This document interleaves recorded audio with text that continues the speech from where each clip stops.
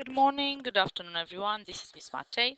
Today we will continue our discussion about rational expression. This time we're going to multiply and divide them.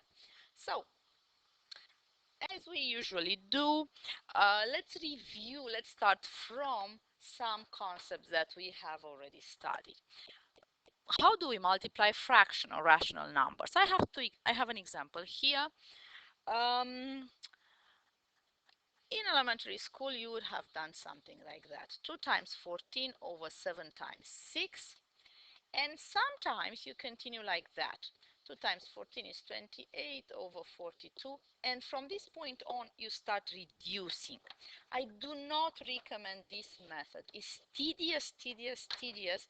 And then you multiply, then you reduce. It's work that you do twice. There is no point. You can start reducing at this stage. You can say, what's the common factor of 7 and 14 is 7. Divide both of them by 7. So you get a 1 and a 2. And then 2 and 6, a common factor of 2. So divide by 2, it's 1 and 3 over there. The answer is 2 over 3. Definitely easier. Some of you will start reducing the fractions at this stage, which is okay as well, not a problem. Okay, so we're going to use exactly the same procedure for rational expressions. So let's see. These are the two rational expression that I want to divide. Is it a problem that I want to divide? No, because I know that division means multiplication by the reciprocal of the second fraction. So that's not big deal. I am still doing multiplication of fractions. First thing that I'm gonna do, I'm gonna take my 4 expressions here, x squared minus 4 and all the other 3, and I'm gonna factor them. X squared minus 4, not a surprise. X squared plus 4x plus 4, right away you should remember, you should see that behind there I have the formula a squared plus 2ab plus b squared. If not, nothing stops you to do factoring of a quadratic as we learned. And the next one over here, 2x squared minus 3x minus 2. I need two numbers. When I add these two numbers, I get negative 3. When I multiply these two numbers, I get negative 2 times negative 2, negative 4. So my numbers are, I believe, negative 4 and 1. Always check. Yes, it's right. How do I use these numbers?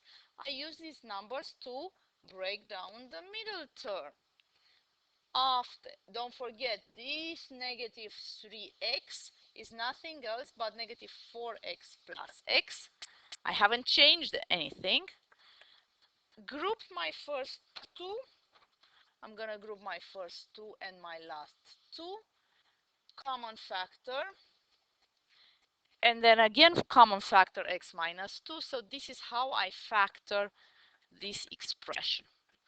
Okay, and one more I have to do. Negative 3x squared minus 5x plus 2. Two numbers added negative 5 multiplied negative 6. The numbers are negative 6 and 1. Negative 6 times 1. Yes, it's correct. Again, I use to break down the middle term, negative 6 plus 6, group the first two, group the last two, the same story over and over again.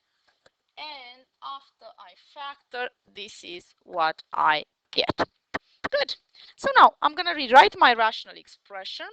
And how am I going to rewrite it? I'm going to rewrite it using the factors that we figure out. I just copy. Now, at this stage, I need to worry about restrictions. Restrictions, don't forget, I cannot divide by 0. We know that story. Therefore, x cannot be negative 2 and x cannot, negative 3x plus 1 cannot be 0. Therefore, x cannot be 1 over 3. Remember always to state your restrictions. Okay, but we know that division means multiplication by the reciprocal. So I'm gonna take the reciprocal of my second. I'm gonna multiply by the reciprocal of my second fraction. And now what I have done at this step, I wrote x minus 2, x plus 2, these two terms, x plus 2 minus 3x plus 2 over whatever my denominator is. Let's reduce. At this stage, I reduce. I don't start expanding. That's a no. X minus 2, x minus 2 is gone. X plus 2 times x plus 2, x plus 2 squared. So I'm left with negative 3x plus 1. One more observation. When I multiply here by the reciprocal, I have more restrictions. X cannot be 2 and x cannot be negative 1 over 2. These are at the denominator of the fraction. They cannot be 0. Okay, so that's the story with multiplying rational expressions. Have fun.